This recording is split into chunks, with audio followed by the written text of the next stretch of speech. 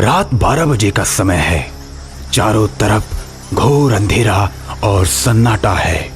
हर रोज की तरह आज भी रमेश रात के अंधेरे के बाद घूमने निकलता है।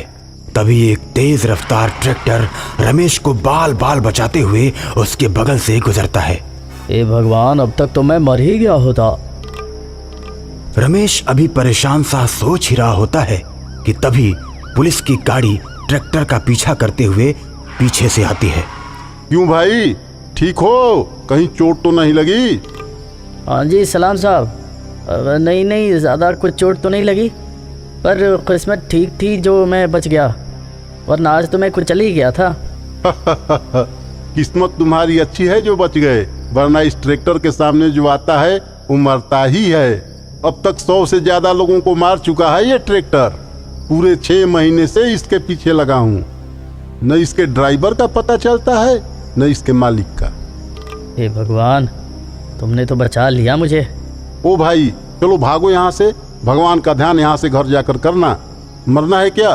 चलो भागो यहाँ से, यह ट्रैक्टर कभी भी वापस आ सकता है। चलो भागो यहाँ से। इतना कहकर पुलिस की गाड़ी तेजी से आगे बढ़ जाती है और रमेश दौड़ते हुए अपने घर आ जाता है।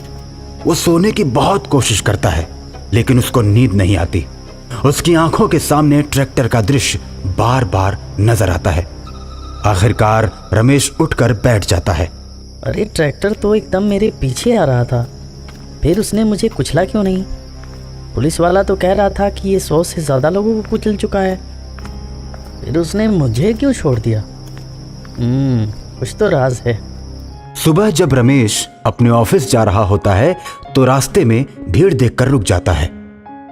उतर कर देखता है तो फुटपाथ पर 4 लोगों की लाश पड़ी हुई है और भीड़ ने घेर रखा है। अरे भैया, ये किस गाड़ी ने कुचला इन लोगों को?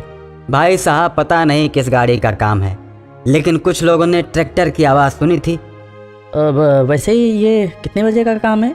पता नहीं साहब, हम तो थके हारे आते हैं और खाना खाकर सो जाते हैं, लेकिन कुछ लोग बता रहे थे कि ये रात को 12 बजे का हादसा है। अच्छा, तो ये बात है, अब मैं समझा। पता नहीं साहब, इन भिखारियों से किसी को क्या दुश्मनी हो सकती है। रमेश और आदमी बात कर ही रहे होते हैं कि तभी पुलिस की गाड़ी आ जाती है। क्यों भाई, क्या पूछताछ हो रही है? नहीं, कुछ नहीं साहब, वो तो मैं ऑफिस जा रहा था तो ये भीड़ देख के रुक गया। भाई, तुम रात को भी मिले थे और फिर मिल गए? अजीब सा है। ट्रैक्टर भी तुमको नहीं छू पाता और बेचारे भिखारियों को कुचल देता है। तुमसे तो पूछताछ करनी ही पड़ेगी। अब तुम्हें थाने बुलाना पड़ेगा। नहीं साहब, मुझे तो ऑफिस जाना था, मैं तो बस यूं ही भीड़ देख के रुक गया। मैं जा रहा हूँ सर, मैं जा रहा हूँ।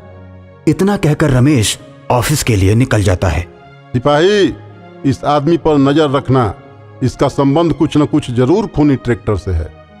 उधर रमेश ऑफिस जाते समय और शाम को आते समय पुलिस वाले और ट्रैक्टर की ही बात सोचता रहता है। फिर से रात को सोने की कोशिश करता है, लेकिन नींद नहीं आती और सोचता रहता है। तभी अचानक उसे अपने दोस्त के साथ हुई घटना के बारे में याद आता है। उसे समझ आ जाता है कि मेरा दोस्त अपने ऊपर हुए अत्याचार का बदला ले रहा है और रात को 12 बजते ही रमेश उसी सड़क पर जाता है जिस पर वो ट्रैक्टर मिला था।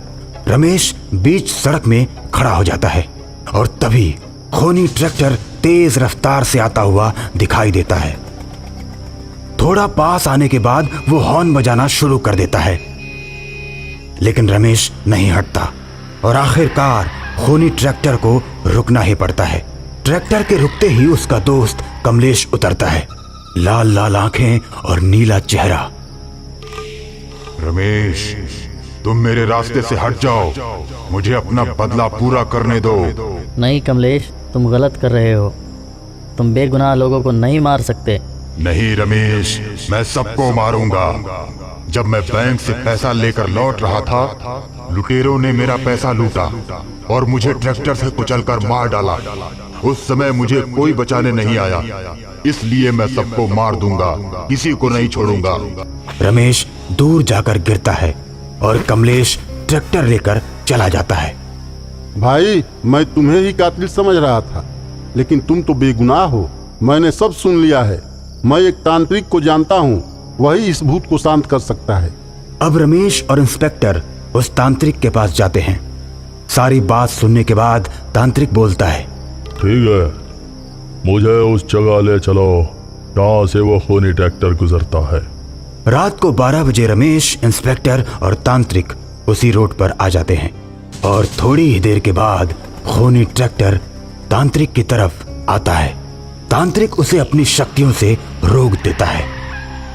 ट्रैक्टर के रुकते ही कमलेश उतरता है और तांत्रिक पर हमला कर देता है। मेरे रास्ते से हट जा तांत्रिक, नहीं तो तुझे भी कुचल दूंगा। तू मुझे नहीं कुचल सकता, लोगों को मारना छोड़ दे वरना मैं तुझे अपना गुलाम बना लूंगा। और तांत्रिक को मारने के लिए जैसे ही बढ़ता है तो तांत्रिक एक ही मंत्र में कमलेश को अपने कमंडल में कैद कर लेता है। रमेश और इंस्पेक्टर दोनों खुश हो जाते हैं और तांत्रिक को धन्यवाद देते हैं। किशनपुर गांव का कालू नाई अपनी बीवी को मारता हुआ घर के बाहर लाता है। लोग बीच में जाकर कालू नाई से उसकी बीवी को बचाते हैं। इस बात की खबर गांव के प्रधान को दी जाती है। क्यों रे कलुआ, तेरी इतनी मजाल जो एक औरत पे हाथ उठाए तू। अब अगर तूने दोबारा इस पे हाथ उठाया तो मैं तुझे जेल की हवा खिलाऊंगा, समझा? चल माफी मांग अपनी बीवी से। ये कैसा फैसला है प्रधान जी? जब मेरी गलती ही नहीं है तो मैं माफी कैसे मांगू? मैं तो इसको और मारूंगा। और ऐसा बोलकर वो अपनी बीवी को एक बार फिर मारने लगता है।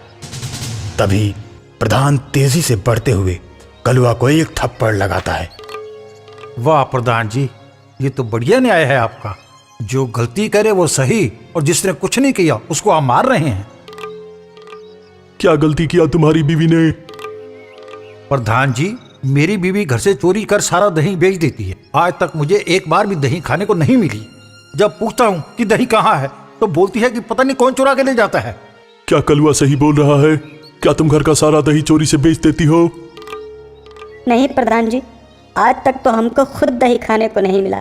न जाने कौन है जो घर का सारा दही चुरा ले जाता है। थोड़ी देर सोचने के बाद प्रधान जी बोलते हैं, सब लोग मेरी बात ध्यान से सुनो, आखिर कुछ ना कुछ गड़बड़ है। आज रात हम लोग छुप कर देखेंगे कि आखिर कौन है जो दही चुरा रहा है। प्रधान जी की बात सुनकर सभी लोग अपने अपने घर चले जाते हैं और उनके कहे अनुसार रात को कलुआ के घर के पास इकट्ठा हो जाते हैं। चबूतरे के पास प्रधान जी सबको बुलाते हैं। फिर प्रधान बोलते हैं, देखो भाइयों, ये तो पक्का हो गया कि ना तो दही कलुआ चुराता है ना कलुआ की बीवी चुराती है। फिर ये दही चुराता कौन है, हमें इस बात का पता लगाना होगा। आज से हम लोग हर रात कलुआ के घर के पास छिप के रहेंगे और देखेंगे कि ये दही आखिर चुराता कौन है। उसके बाद प्रधान जी 10 लोगों को रोज रात को कलुआ के घर के पास छिपकर रुकने के लिए बोलते हैं। प्रधान जी की बात मानकर गांव वाले दही चोर को पकड़ने के लिए लग जाते हैं। लगातार 5 दिन तक 10 लोगों की निगरानी के बावजूद दही चोरी का सिलसिला रुकने का नाम नहीं लेता। थक हार कर सभी लोग प्रधान जी के पास जाते हैं। प्रधान जी, हम लोग 4 दिन से रात भर जग के चोर का इंतजार कर रहे हैं, मगर चोर कब आके दही चुरा ले जाता है पता ही नहीं लगता। गांव वालों की बात सुनने के बाद प्रधान जी थोड़ी देर तक सोचते हैं। अब मैं समझ गया, ये किसी साधारण आदमी का काम नहीं, ये एक बहुत ही शातिर चोर का काम है। चलो आज से मैं भी कलुआ के घर के पास चलूंगा। रात को प्रधान भी गांव वालों के साथ कलुआ के घर छिपकर बैठ जाते हैं और बैठे बैठे सोचते हैं। चारों तरफ तो पहरा है, फिर ये चोर चोरी कैसे कर सकता है? ये जरूर किसी मायावी चोर का काम है।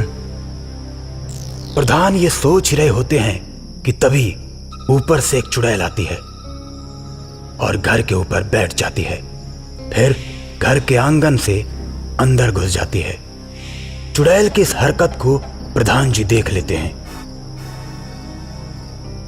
अच्छा, तो ये बात है, चोर कोई और नहीं, ये तो चुड़ैल है।